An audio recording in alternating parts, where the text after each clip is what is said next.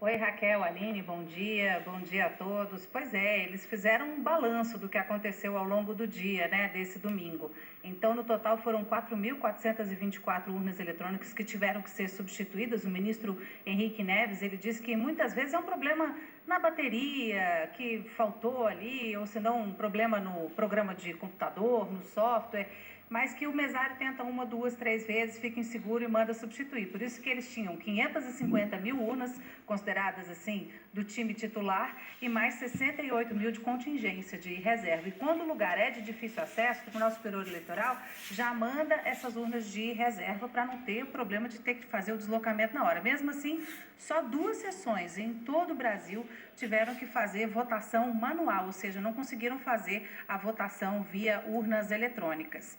E o que eles falaram além disso? Ocorrências, o número de ocorrências foi alto, 3.814 ocorrências, com candidatos, com não candidatos, e aí tem de tudo um pouco. Por exemplo, fornecimento, distribuição de alimento para eleitor que não pode, transporte ilegal de eleitor que não pode também, mas o que pegou mesmo ontem foi o maior motivo de ocorrência, foi boca de urna, né? A gente vive falando, o Tribunal Superior Eleitoral faz propaganda para dizer que boca de urna é crime, mas não adiantou muito não. O pessoal se empolgou ontem, teve muito caso de boca de urna, divulgação de propaganda também e a chamada corrupção eleitoral. O que é isso? Compra de voto. O ministro Henrique Neves também falou que essa história de compra de votos é considerado um dos motivos assim de maior repreensão, né, da pessoa que é flagrada nesse momento, porque não tem jeito, né, a corrupção mesmo, você trocar o voto por dinheiro, enfim, e quando flagra nessa situação, geralmente a autoridade manda prender. Então, nesse balanço do Tribunal Superior Eleitoral,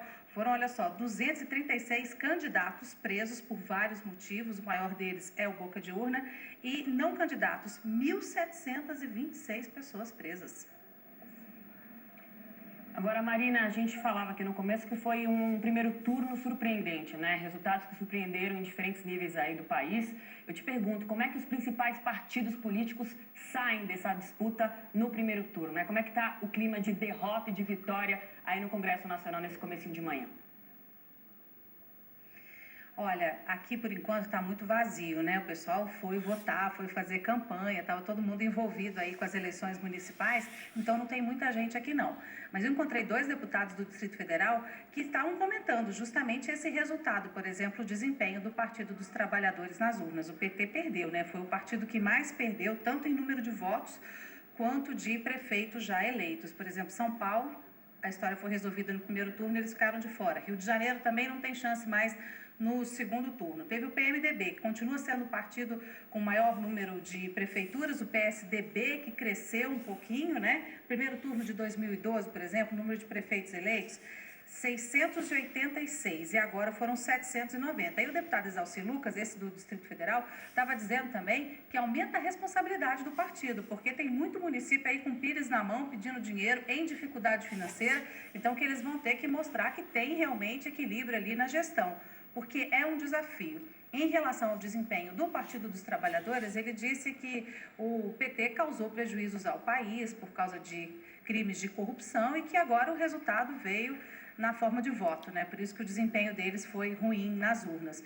O líder do PSDB, Antônio Baçaí, que não chegou ainda em Brasília, ele deu uma declaração nessa mesma linha, dizendo assim, que acha que foi a resposta, uma resposta severa da população em relação às últimas denúncias envolvendo o Partido dos Trabalhadores.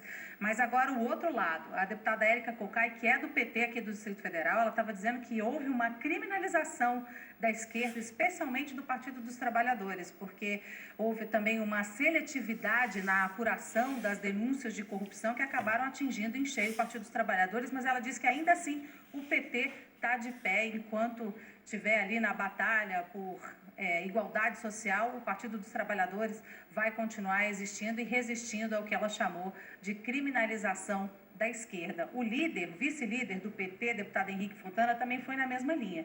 Acha que houve sim uma criminalização da esquerda e que alguns partidos saíram dessa história como se estivessem isentos de denúncias de corrupção, mas que também tem envolvimento, e ele acha que houve uma seletividade na divulgação, nas denúncias de corrupção, e por isso o Partido dos Trabalhadores teve esse desempenho nas eleições. Aline e Raquel.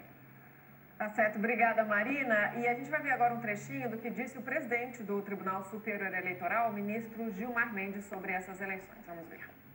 O quadro de insegurança que está ocupando uma boa parte dessa minha fala, portanto, quero dizer, não está associado aos conflitos, infelizmente, aos conflitos eleitorais. É parte do quadro da deterioração do quadro de segurança pública entre nós e exige uma atenção especial e talvez um esforço, uma concertação de todos os poderes e também de todos os segmentos da federação. No mais, acredito que as eleições correram como nós esperávamos, num clima de normalidade, de paz. Bom, e quem acompanha toda essa repercussão também no primeiro turno é o nosso comentarista de política da Globo News, lá em Brasília, Valdo Cruz. Valdo, bom dia para você. A gente comentava aqui com a Marina Franceschini sobre quem ganhou e quem perdeu, né? Os grandes partidos políticos, e o PT teve uma queda tremenda em número de prefeituras pelo Brasil, né, Valdo? Como é que você avalia esse primeiro turno, não só para o PT, mas para os outros partidos que também subiram aí, como o PMDB e o PSDB, né? Bom dia, Aline. Realmente, olha, nessa eleição, claramente, o PMDB continua sendo o partido com mais prefeituras no país. Só que nas grandes capitais, Rio de Janeiro, São Paulo e Belo Horizonte, o PMDB não conseguiu nem ir para o segundo turno. Em São Paulo tem nem segundo turno. No Rio a gente tem segundo turno entre Marcelo Crivella e Marcelo Freixo. O candidato do PMDB, o Pedro Paulo, ficou fora do segundo turno. Um resultado ali dentro da perspectiva política do Rio, até inesperado, porque afinal o PMDB comanda o Estado e a Prefeitura do Rio de Janeiro, pesou ali muito claramente a questão do desgaste das contas do Rio de Janeiro. Em Belo Horizonte, é bom lembrar que o governador de Minas é o Fernando Pimentel, do PT, mas o seu vice é o Toninho Andrade, do PMDB. Então era uma expectativa de que o candidato do PMDB pudesse ser um pouco mais forte em Belo Horizonte. Não aconteceu.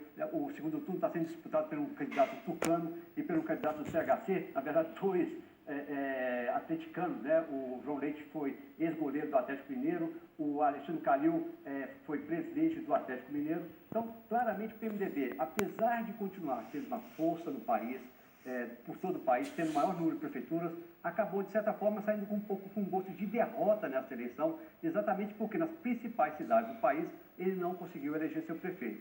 Agora, o grande derrotado, né, Aline, como você disse, realmente, é o PT. O PT até teve aquele gostinho ali na reta final, aquela expectativa de que o Fernando Haddad pudesse ir para o segundo turno, criou-se eu até conversei com gente do PT ontem ali, no meio da tarde, disse, vamos para o segundo turno, a gente vai conseguir o segundo turno, essa arrancada final, conseguimos fazer um voto útil, votos ali da esquerda, da Luiza Erundina, migrarem para o Fernando Haddad, só que aconteceu em São Paulo, o fenômeno também do voto útil indo para o Dória. E o Dória foi beneficiado com isso e acabou ganhando no primeiro turno. Não é uma coisa totalmente inusitada em São Paulo. Nunca uma eleição em São Paulo foi definida em primeiro turno. Há muito tempo a gente não tem um candidato do PT fora do segundo turno. Então, principal derrotado, PT. É por lembrar, eu estava vendo hoje nos jornais, o Lula não conseguiu nem reeleger o seu filho vereador em São Bernardo do Campo. Olha que derrota flagrosa. O Lula, com todo o seu capital político que tinha, né, está totalmente desgastado,